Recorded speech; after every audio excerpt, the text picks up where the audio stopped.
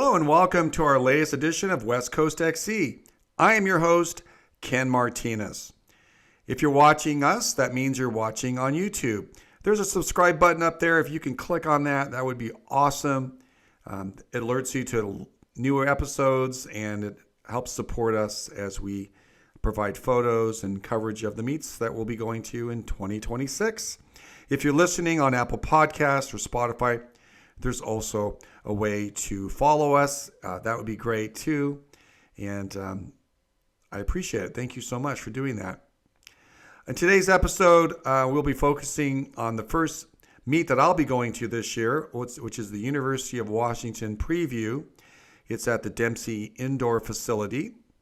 And I'll be talking to the one and only Paul Merca. Paul is the voice of all the meets at the indoor season at the University of Washington. He's extremely knowledgeable, knows his stuff, and we'll talk to him a little bit about his preparation to get ready for the meets that he does, and talk a little bit about what makes the Dempsey so special and some athletes we should watch for this weekend at the Dempsey. I will be there both days, Friday and Saturday, and my wife will be there too to help me take photos. So we should have a decent amount of pictures of you if you're racing, or if you have a family member or an athlete that you want to get pictures from. We'll have those posted on our website at westcoastxc.com. And so let's talk to Paul about the UW preview. Well, we are happy to have the voice of the Washington Huskies and a lot of events in Washington, Paul Merca. Hey, Paul. Hey, how's it going, Ken? Great to be here. Oh, it's great, right? You are sitting in front of the Dempsey Indoor facility that we're going to be talking about here. University of Washington hosts 3 meets there throughout the winter. And you're also the voice of a lot of other events in Washington. You were in Spokane last weekend for an indoor meet and cross-country meets in the fall. You are the voice. And so when I'm going to be there on Friday, when the door opens and I make sure I don't get run over by somebody, because that track's right there by the door. The other thing I noticed is your voice. You are going and you're giving us all this information about what's happening, because track's like a 3-ring circus, right? You've got the track events, throwing events, field events, jumping events. And you must be ultra prepared. I mean, how do you prepare for a meet? Because you know a lot of stuff. You know the athletes, the schools, the professional athletes. How do you prep for that? Basically, I start prepping the moment Stephanie Bohannon, who's our great meet director, sends me the accepted entries list. The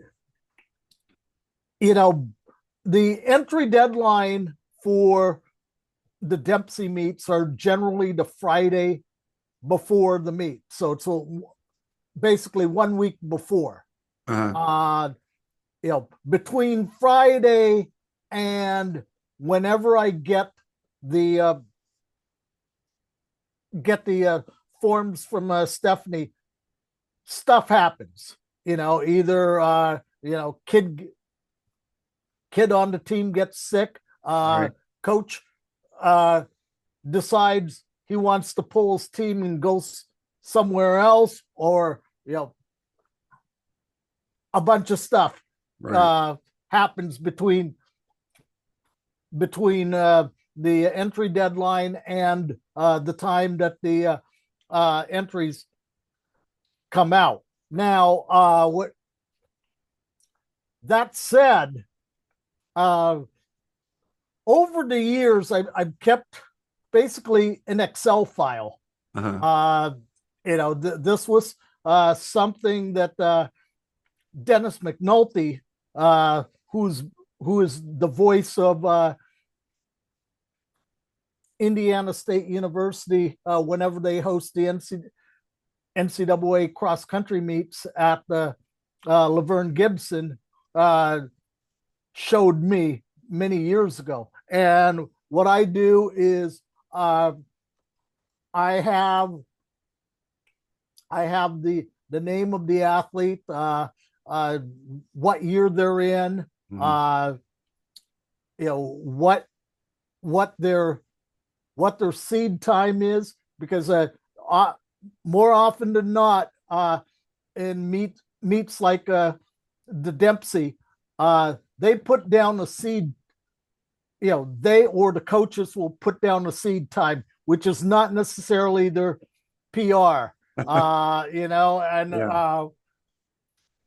Yeah. there have been times where I've wanted to call coaches out on it, say, hey, you really think you know Johnny's going to run that fast? It's the first meet of the year. Yeah. It's either that or the coach is trying to finagle their way into a faster Right. heat.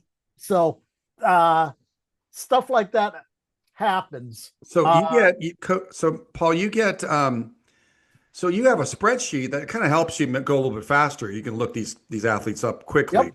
Yep. And then the other thing I want to compliment you on, I think it's amazing, and tell me how you do this.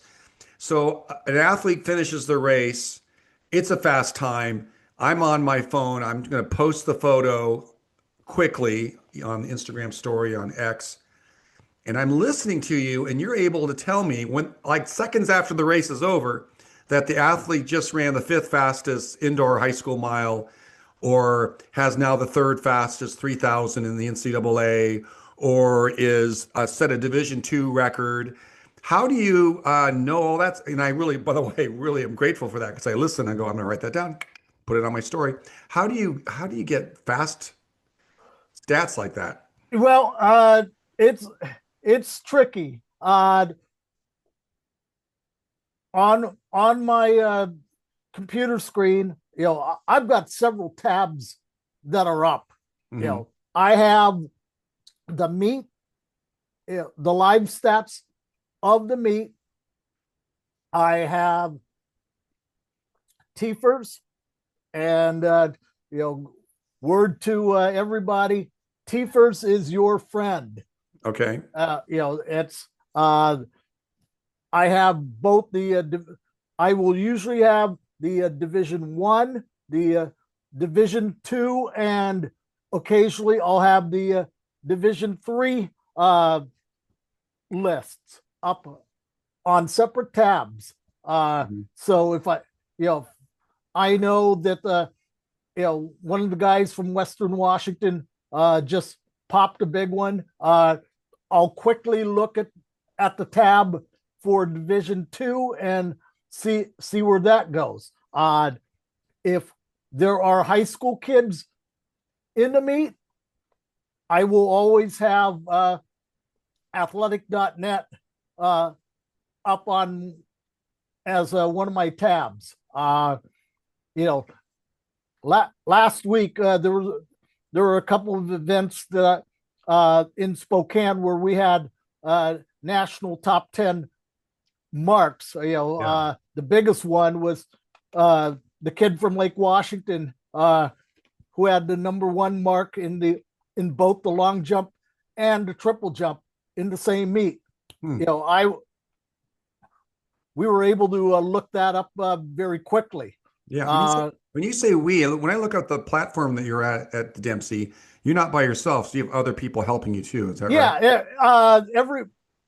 Most of the time, for 2 of the meets this year, I'll have Kevin Sailors, who, if you remember our conversation last year, Right. he is the best spotter Hmm. in all of track and field, bar none. Hmm. Bar none. That's Kevin's a guy who's worked the Olympics either as for NBC Sports or for the in-stadium announcing crew. He's also at the probably most of the major meets around the country. He usually works with Paul Swangard or Mike J or whoever the announcers are for those big meets. The cool part is Kevin lives here in Seattle. Yeah. His real job is over at Boeing, and he'll be with Kevin will be with me this weekend, and this is we like to kid each other. For him, this is his rust buster because Yeah, you know it's true the for next everybody. the next 2 weekends he's going to be in Boston at New Balance, Mm, and the following week he'll be in New York at Milrose. wow. And so he, he gets to knock off some rust.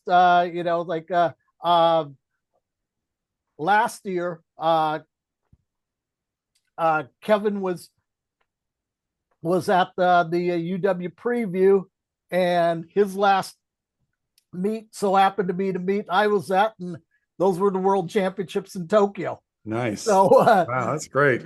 yeah, so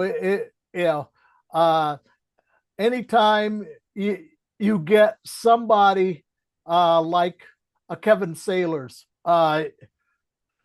you're going. Chances are better than even. It's you're going to be able to put out some good stuff. Yeah, and let me ask you about the Dempsey. It's 307 meters. It's a Yep. Mondo track. Yep. Most tracks are 200 meters with a bank. This does not have that, so it's a little different. Uh, what makes Dempsey so appealing and special for coaches and athletes? Because, professional athletes, college coaches bring their teams, high school, even some pretty top-notch high school kids from around the Western United States will come to Washington at the Yeah. Dempsey. What makes the Dempsey Indoor so special? Obviously, having a Mondo track is it's fast, and I think more importantly is I feel that the University of Washington goes out of their way to put together good fields. Hmm. You're not going to get a bunch of schmucks running. Hmm. Chances are better than even that you're going to get some competition. I know that and this is not a knock against the folks at the podium, because they'll Anna and her group over in Spokane, they are awesome to work with. But I think the UW really goes out of their way to put together good fields. Yeah.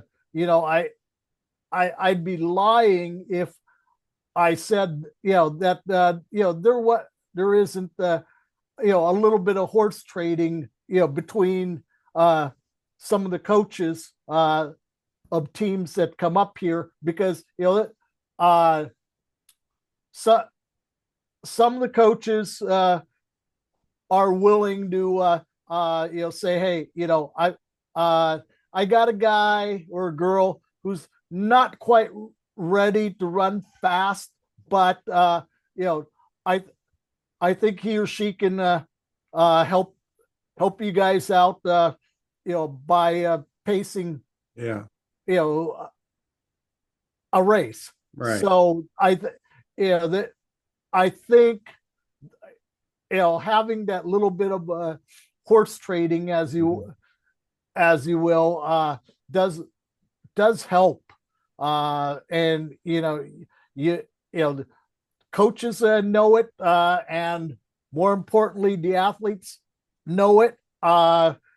You know, with a lot with us, many of the distance races, I can't say that every one of them will have a pacer involved, but for at least for the top races, there's going to be a pacer, and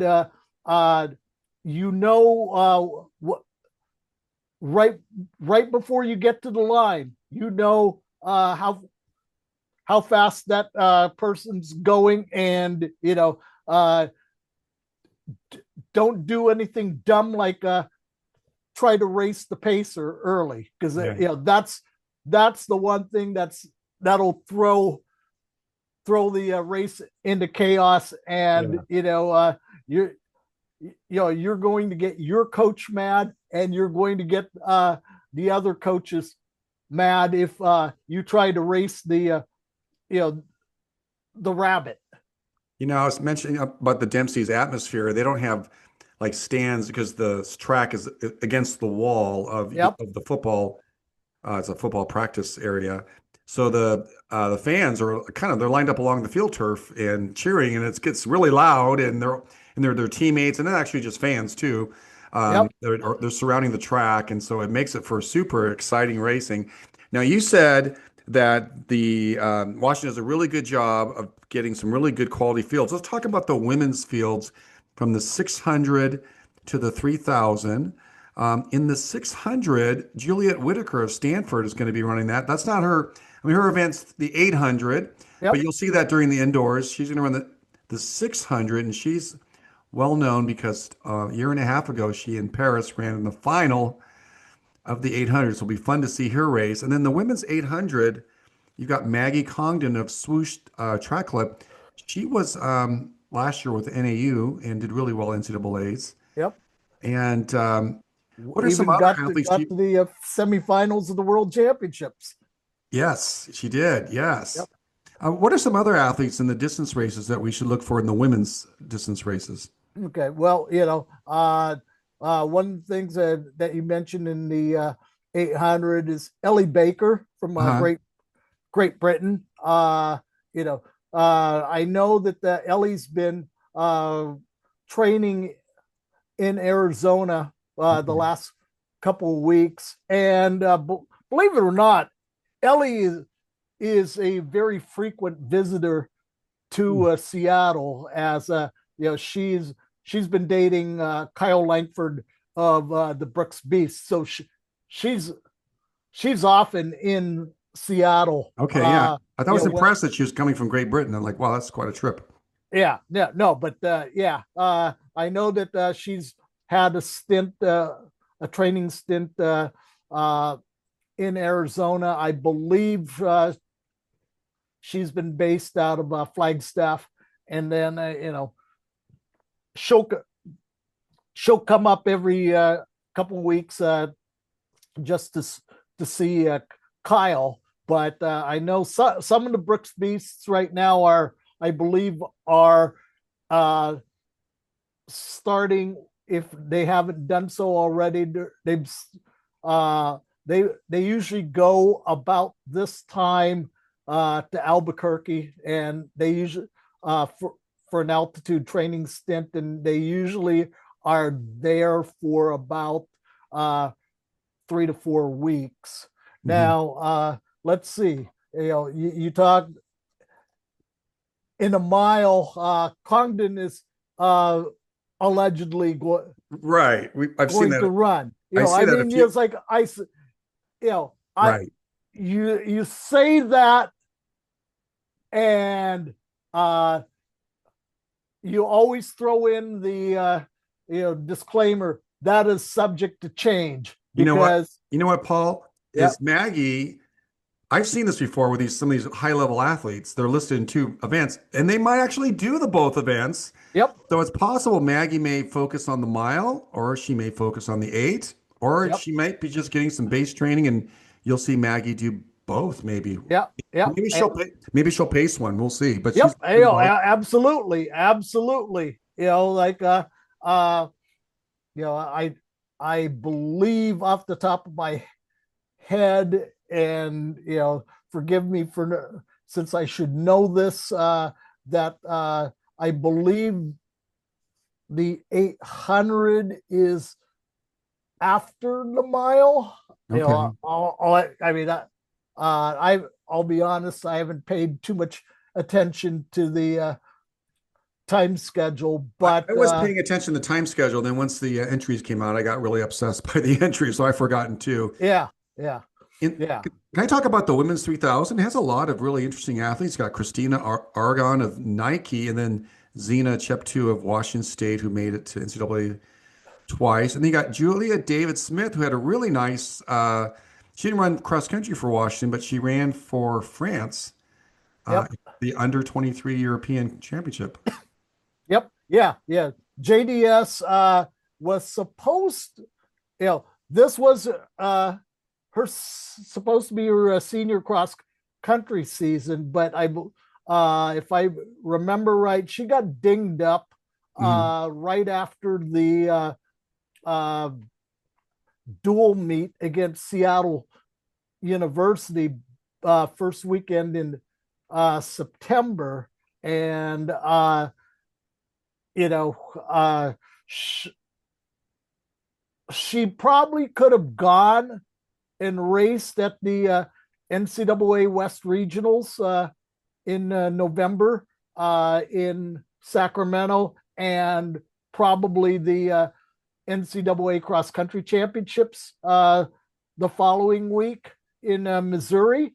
Mhm. But they didn't, the risk was that if she raced in either one of those races, that would have blown up her redshirt year.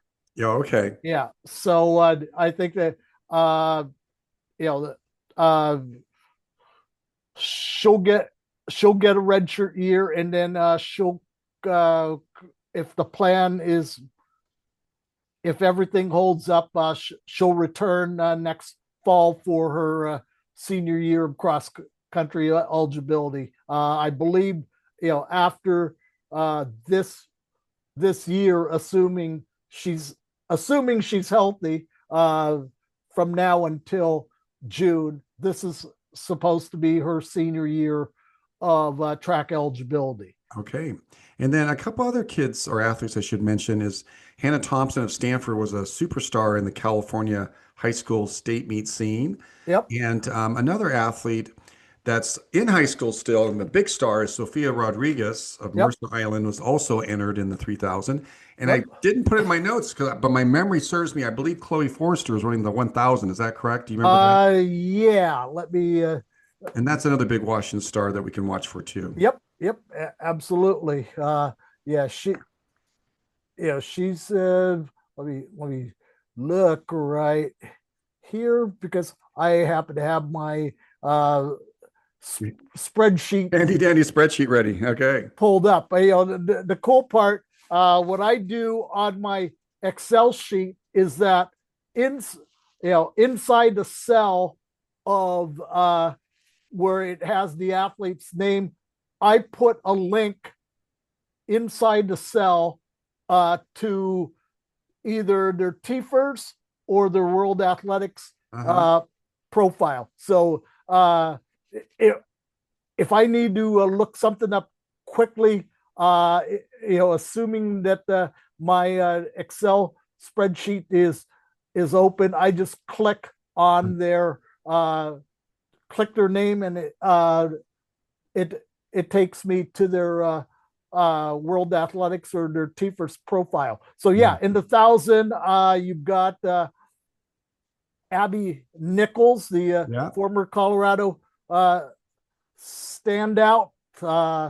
You've got Jenica Schwartz, who is a Canadian who is finishing up her senior year of eligibility here at Washington after going to school in Canada. And then Rosemary Longisa, the WCC and the NCAA Yes. West regional cross country champion. That's a big drop in distance Yeah, it is. That'll be fun for though. her. You Yeah, know, Rosemary. yep, And then in the pole vault, the Mole twins did really well. They made it to Tokyo. They're kind of not quite ready to return to track yet, so they will not be competing in the pole vault. But you want to mention a debut of a young lady from the University of Washington. yep. But it's the collegiate debut of Veronica Vaca, who cleared 14.4 last year as a senior at Mount St. Joseph's Academy in Pennsylvania. And like you said,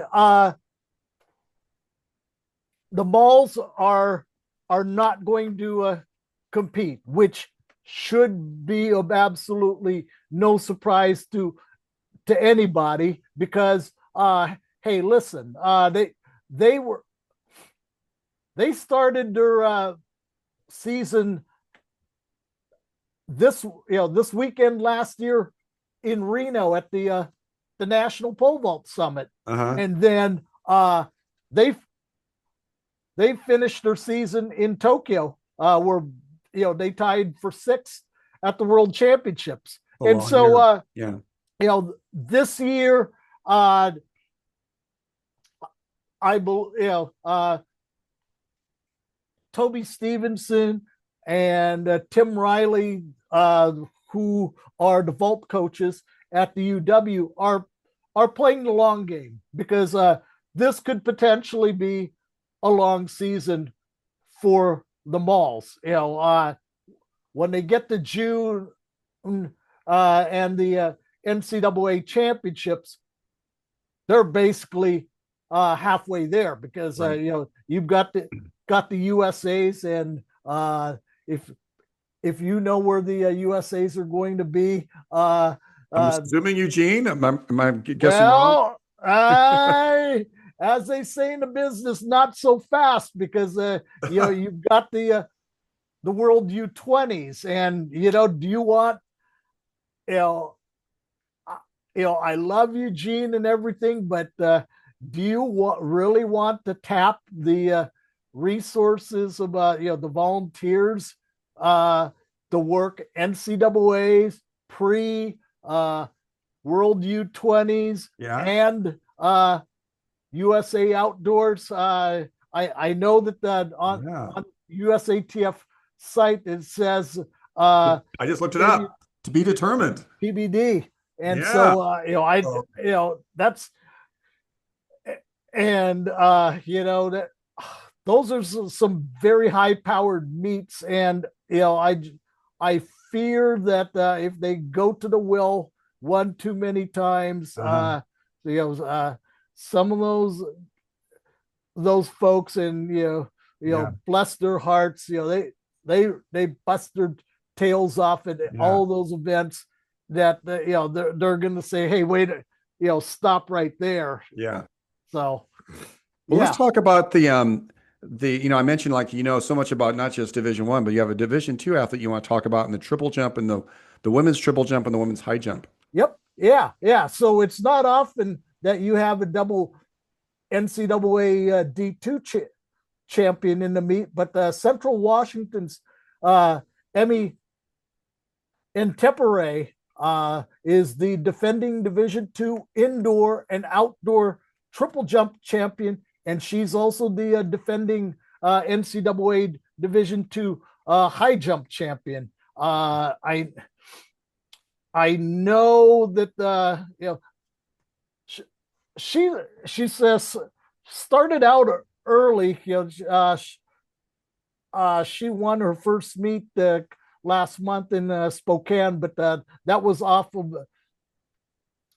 a very short run, Mm-hmm. in the triple jump. So I don't know if she's going to use a full run up.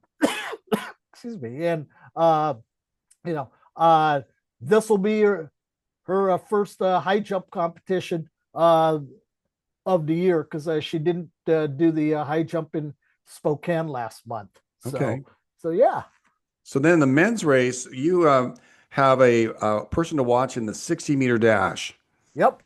Ray Wells, Emmanuel Ray Wells, who went to a high school just less than a mile from my house at Rainier Beach High School. Then he was an All-American at Washington State, and he was third last year at the U.S. Indoors, and because the U.S. had a wild card spot in the 60, he got to go to Nanjing and run at the World Indoors. So he's a veteran. He's got a USA kit. Yep, absolutely. Last year he ran 6:55 at this meet, and he rode that all the way to a third place finish at at USA's, and he made the since the U.S. had a wild card in the 60, he got to go to China. Fun fact for you, his coach, and some of you guys out there may know who he is. His coach right now is former NFL standout Eric Metcalf. Oh, wow. Yeah. Eric, after he retired from the NFL, he used to have a track club called Seatown Express. He had a number of great athletes that ran for his club, including Mike Berry, who ran at Oregon. He was on the 2011 World Championship team. Yeah, Mike Berry ran for Eric, and then if some of you may remember that during the last couple of years of the Greg Metcalf regime at UW, Eric was the sprint coach, sprint and jumps coach at the UW. But Eric's still around the sport. I know he helps out with helps Llewellyn Starks over at Nike, with some sports marketing projects. So yeah. Cool. So maybe we'll see him at the meet. Yep. So at the men's 1000 is the Dempsey debut of Owen Powell in a Washington kit, and he's running with some pros in the 1000s. Yep. Yeah. So he's running against Sam Ellis and two-time NCAA 1500 meter champion Joe Wascom. But is Owen fazed by that? I would say no, because it's like those are guys that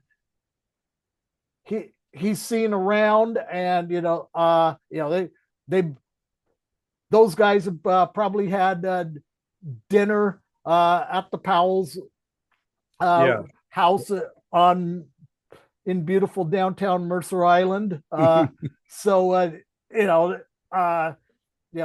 I'm sure he looks up at them as either big brothers or peers. And Ellis and Wascom are still training as part of Andy Powell's pro group, along with Sam Prakel. Prakel's God, he's been with Andy Powell since his days at Oregon.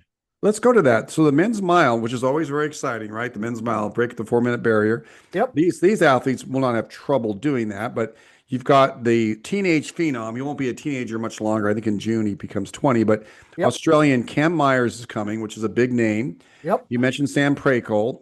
Brandon Kidder of Brooks Beasts is coming into town, where he lives, and they're all from here.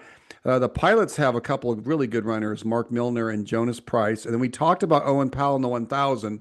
Last year, we were mesmerized by the three high school boys. We had Tavon Kitchen, who's now at BYU, at Crater. And then we had Josiah Tostenson of Crater and Owen Powell of Mercer Island.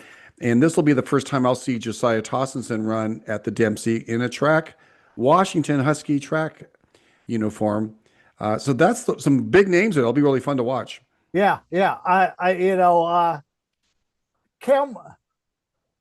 I know the last couple of years, Cam Myers has, started his season in the U.S. If I remember right, he ran at Milrose last year and got the World U20 record in both the 1500 and the mile. I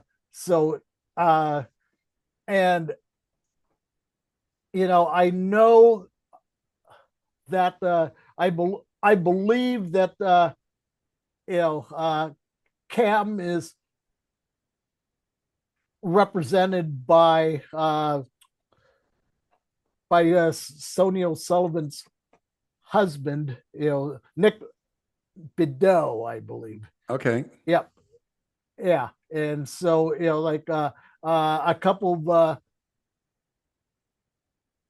of his athletes are usually up here in in the in the winter here in the States, before they hit the big indoor meets, which is basically in the US. The big pro races are New Balance in Boston and Milrose in New York. Yeah, yeah. I haven't been to Australia. I'd love to go sometime, but he's in the Yep. middle of his summer, right? So he's Yep. in pretty good shape. Let's go to the 3000. We have some names that are repeated. We talked about this before. Owen Powell and Josiah Tossinson. We'll see what happens there if they do that. But you've got Ruben Reyna Jr. will be the first time I'll see him in a Washington kit during track. I Yep. saw him during cross country. Leo Young of Stanford had a really nice cross country season. He qualified individually for the Yep. NCAA's. Evan Noonan of Stanford is one of our California kids that we watched the last few years dominate. And Waleed Suleiman will be in Yep. there Of the too. Brooks. Yeah. Those 3,000 runners, those 3,000 races are always fun. They're awesome. Yeah. Yeah. I think from a depth standpoint, this the 3000s, you could probably argue, you could make a good argument that it might be better than the miles, if that's even possible. Yeah. It's like I mean, if there are 25 guys, 26 guys who are seated at sub 8, Yeah. and then there are 10 who are seated at the 750 or better. That'll be fun. Evans Karui is in the field, Yes. and yeah, and that. So you were saying that the 3,000 is pretty deep. Evans Karui of Washington State is in there, and he had a pretty good last year, didn't he? Yep, yeah, yeah. Uh, any last last season he was the WCC and the NCAA West Region cross country champion, but this year he's kind of had to play second fiddle on his own team to Solomon Kipchoge, Yes. who transferred from Texas Tech. So I don't know how how he's taking it. That might be a better question for Wayne Phipps than for me. But he's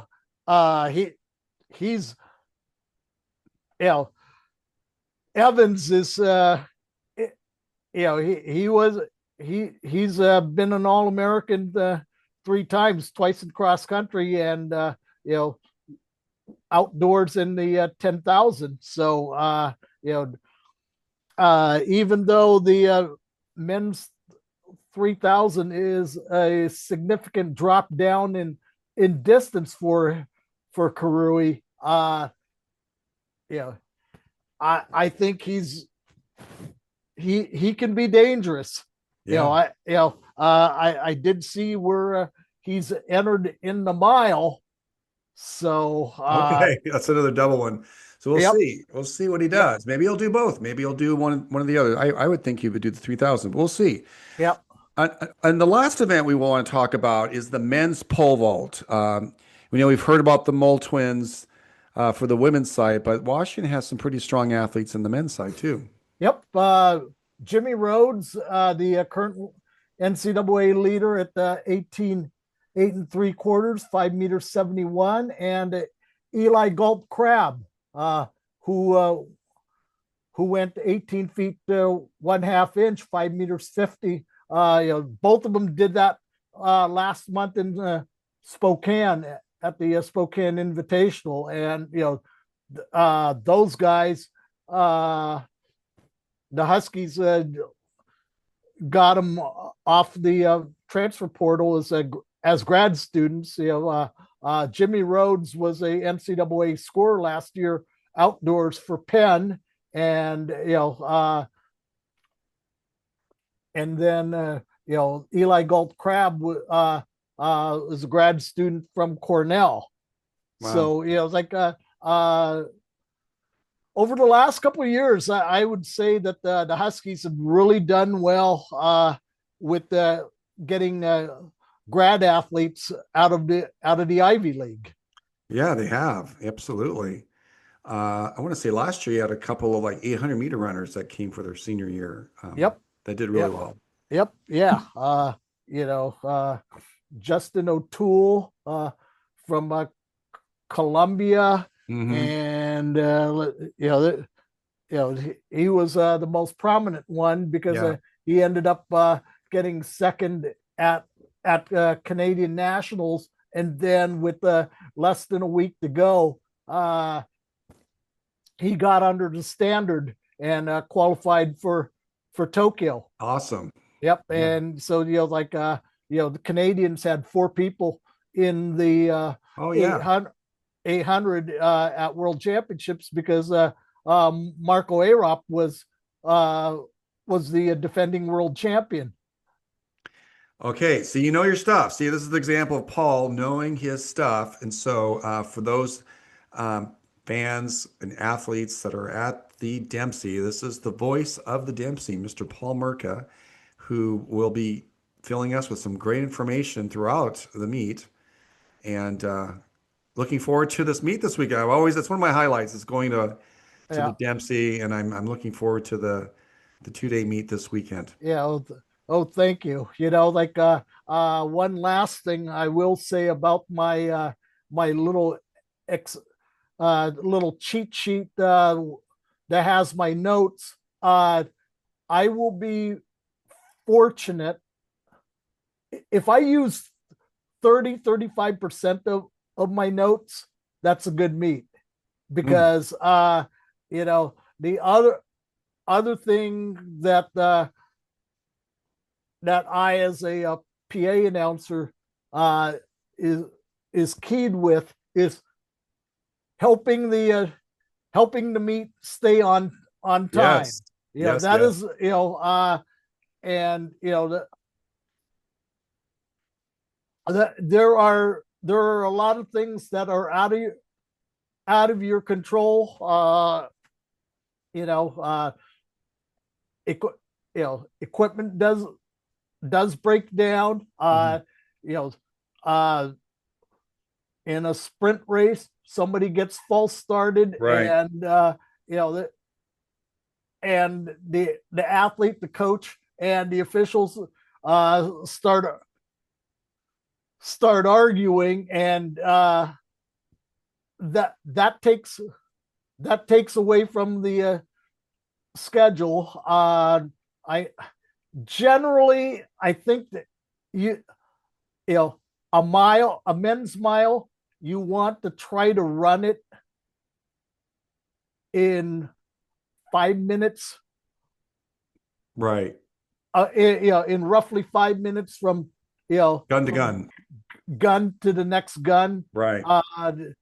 And so it's a very tricky balance, and I've learned that from working on the television side of track meets, that you're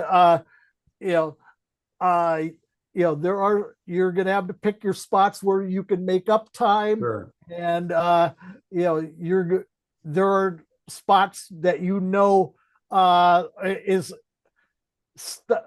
if you get too far behind, you could be in trouble. But I know Stephanie and the folks at the UW do a great job, allocating the proper amount of time between races. And I know sometimes they coaches will get mad because instead of five guys, they only get the three in an event. But that's part of the trick of trying to keep this Right. meet on time. And then of course there are schools that do have flights to catch. Right. I will say that I go there every year, three times a year, Yep. and I see the same officials, see the same volunteers, and so they're pros. They know how to run the meet. If they fall behind, they find a way to catch back up and not get ahead. Yep. You don't want somebody doing a warm up down by the softball field and not realize the race started. So, Paul, we'll look forward to seeing you this weekend and hearing your voice. Good luck with your research, and we will look forward to seeing you on Friday and Saturday. All right. Thanks for having me again, Ken. No problem. Thanks for coming on. Yep. Well, I want to thank Paul Merca, the voice of the Huskies, the voice of the Dempsey Indoor facility for track and field. I want to thank Paul for coming on and taking out time in his really busy schedule. He is, researching and getting a spreadsheet ready to go for this weekend's meet at the University of Washington preview. I'm looking forward to being there also. I'll be there on Friday and Saturday. Start looking for photos. I'll probably get the Friday photos out as soon as possible before I go back there on Saturday. So go to our website at westcoastxc.com and you can download the photos for free. If you post them on Instagram, if you can please give us a shout out and tag us so other people know about us and spread the word. We're getting close to 12,000 followers on Instagram, so let's work together and get there and spread the word about West Coast XC, and also tell them that the West Coast is the best coast. We'll see you next time.